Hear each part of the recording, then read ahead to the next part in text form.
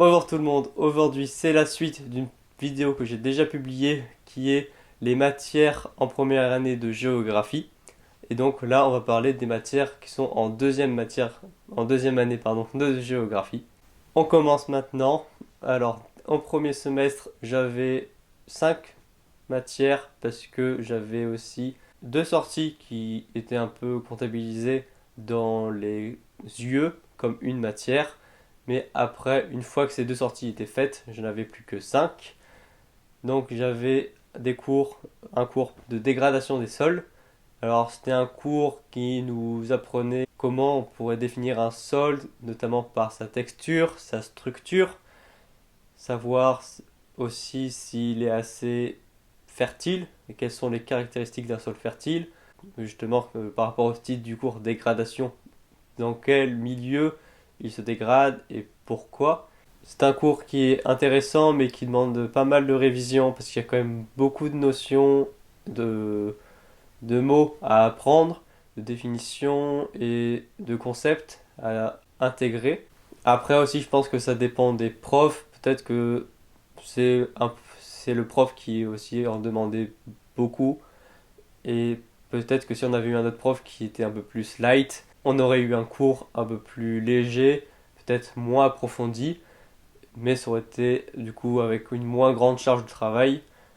Mais c'est à peu près ça qu'on voit dans ce cours de dégradation des sols, avec aussi les différents types de sols qu'on retrouve dans le monde, les conséquences aussi d'un sol qui se dégrade et en même temps l'action anthropique de l'homme sur ces sols à force de cultiver, de mettre des engrais, etc. De savoir aussi comment corriger le pH d'un sol pour maximiser des rendements, de savoir la composition d'un sol, savoir s'il est plus ou moins argileux, savoir s'il y a plus ou moins aussi de sable, de limon. C'était un petit peu lié justement à un triangle avec sur le sol avec plus ou moins de sable, plus ou moins de limon, plus ou moins d'argile. Et c'est ces trois matériaux qui constituent les sols principalement, avec aussi de la matière organique.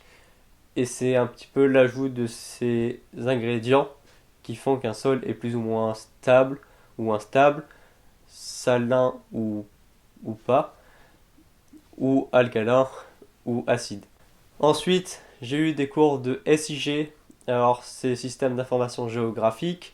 C'est utiliser des cartes, alors on a surtout utilisé des MNT, c'est modèles numériques de terrain, c'est-à-dire c'est des cartes avec du relief qui est représenté par pixels. On a donc sur une carte tous les pixels et chaque pixel a une valeur qui est l'altitude. Grâce à cette carte, on peut faire plein de choses. On a notamment fait des cartes sur le ruissellement et aussi l'impact d'un feu de forêt sur le ruissellement. Et donc, on a essayé de calculer quelle pouvait être l'augmentation du débit des cours d'eau après le passage du feu. On a eu aussi des cours de statistiques, alors c'est un petit peu la suite de la première année, mais je trouvais que c'était quand même plus concret, on faisait avec notamment des bases de données géographiques, où on avait par exemple des populations de villes, ou la densité des villes, savoir calculer des indices pour ensuite donner des conclusions, et justement c'est un petit peu ça le but qu'essayait de nous donner le prof, c'est d'interpréter les résultats suite au calcul, parce que il nous dit lui-même, il ne calcule quasiment plus rien. Il utilise un logiciel, le logiciel R ou RStudio, et c'est lui, ce logiciel, qui fait tous les calculs, et c'est ensuite à lui, le professeur, d'interpréter les résultats. Ensuite, j'ai eu un cours de cartographie, alors c'était surtout avec le logiciel Illustrator. Globalement, c'était toutes les heures de cours qu'on a eues, c'était sur ce logiciel pour apprendre à le maîtriser. Ça permet par exemple de faire des cartes, des plans et d'autres choses encore qui peuvent être utiles aussi en dehors de la géographie. Enfin, j'avais eu un cours de aménagement et collectivité. Ça portait sur des lois françaises avec les différents aménagements et les différentes règles qu'on pourrait avoir dans l'urbanisme ou dans l'aménagement et aussi les règles que doivent respecter les collectivités et ainsi que différentes organisations que peuvent être par exemple les PNR, parcs naturels régionaux, avec toutes leurs caractéristiques et leurs domaines d'action. Enfin, les deux sorties étaient sur de la hydrologie et de la biogéographie. Je l'avais déjà expliqué dans la précédente vidéo que je vous mets en description.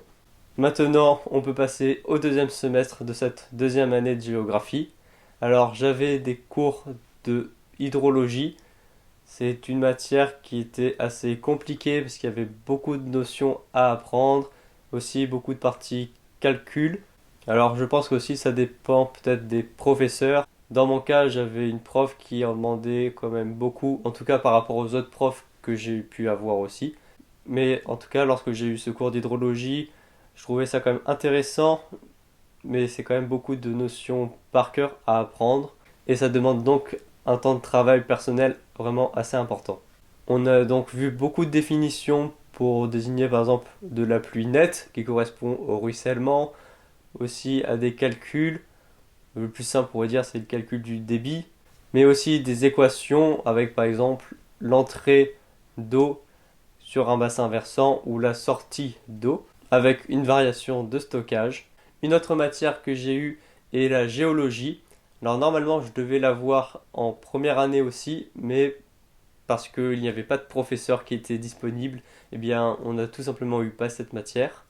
Mais donc j'ai eu ce cours de géologie sans base entre guillemets parce que j'avais eu des cours d'SVT au lycée avec donc de la géologie. Donc au début, j'ai pu suivre assez facilement entre guillemets. Mais pour ceux qui n'avaient pas pris SVT, c'était quand même vraiment assez dur tout le long. Et c'est quand même beaucoup de notions à apprendre aussi. C'est beaucoup de vocabulaire. Je me suis fait un index du cours avec tout le vocabulaire. Et je crois que j'avais environ 200 mots de vocabulaire à apprendre. Donc c'est vraiment très important. Avec chaque vocabulaire a sa définition. Il faut savoir qu'est-ce que c'est, dans quel contexte, aussi contexte géologique, on doit le revoir, le représenter, retrouver des formes de relief, les expliquer, évidemment ce qui constitue aussi la Terre, avec sa croûte terrestre, avec ses roches, leur densité, toutes leurs caractéristiques, et aussi tout ce qui est en surface qu'on peut voir avec donc le modelé qui est altéré par l'érosion et qui est assez donc visible depuis l'extérieur. Toutes ces notions à apprendre par cœur, c'est quand même pas mal de travail. Après, si vous êtes très intéressé, comme moi ou certains de mes camarades, vous allez passer du temps, mais ça va. Après, je connais d'autres aussi pour qui c'était juste l'enfer, parce que ils aimaient pas, et c'est quand même beaucoup d'informations, et donc là, c'est quand même un petit peu compliqué. Un autre cours est climatologie et biogéographie zonale. Pour ma part, c'était mon cours préféré. On a vu donc au début un petit peu les rappels de la climatologie de la première année, mais on a très vite ensuite basculé vers la biogéographie zonale, plutôt la climatologie zonale si je puis dire, avec la classification de Köppen-Geiger. Donc c'est une classification qui rassemble tous les climats sur Terre avec toutes leurs caractéristiques. Donc c'est ce qu'on a fait quasiment pendant tous les cours, apprendre tous les climats qui peuvent exister, quelles sont leurs caractéristiques, où est-ce qu'on doit les retrouver, et aussi par conséquent quel est le type de biome, de végétation qu'on peut y retrouver. Une quatrième matière de ce deuxième semestre de deuxième année, eh bien c'est outils pour la cartographie. C'est toujours avec le même prof que pour la cartographie. Et donc cette fois-ci, on n'a pas utilisé le logiciel Illustrator, mais on a utilisé d'autres techniques avec peut-être plus de pratique, mais avec ses mains, avec par exemple l'utilisation d'une réelle carte topographique, savoir lire une carte topographique, calculer des aires sur une carte, et par rapport aussi aux échelles. Donc il y avait un petit peu deux parties dans ce cours, une partie assez théorique sur un petit peu les connaissances de la cartographie en général, et après plus une partie pratique avec notamment des calculs. Si vous êtes assez scientifique, c'est franchement pas très compliqué. Après, s'il y en a pour qui je sais que ça a été un peu plus, ça demande plus de travail, je pense, plus de refaire les exercices chez soi, de refaire bien les calculs pour bien les comprendre, mais après, il ne devrait pas y avoir de soucis. J'ai eu aussi un cours d'analyse spatiale. Alors, c'était un cours où c'était un peu de la statistique, je trouve, mais c'était encore plus que par rapport au premier semestre, appliqué réellement à l'espace. Donc, on a vu aussi de nombreux calculs et de formules pour représenter un espace et aussi les unités géographiques, comment elles sont disposées entre elles, savoir si c'est plutôt regroupé ou à l'inverse dispersé dans un espace contigu. Par exemple, on avait un TD à la fin, un DM à rendre, et c'était sur Paris et ses 20 arrondissements. Et on devait calculer pour savoir si le prix de l'immobilier variait soit en fonction de la discontinuité est-ouest de Paris, pour savoir si l'ouest de Paris est plus cher que l'est, ou soit de voir si le prix de l'immobilier varie en fonction des unités voisines, c'est-à-dire que le 16e est environ au même prix que le 15e, qui est à peu près au même prix que le 14e, etc. etc. On a vu également les indices de shape ou d'autres formules sur l'arrangement spatial. Enfin, le dernier cours que j'ai eu dans ce deuxième semestre, c'est politique de la ville. On a surtout parlé finalement des quartiers sensibles et les quartiers prioritaires. Donc ça peut être des HLM ou encore des quartiers de centres anciens qui sont assez délabrés et vétustes.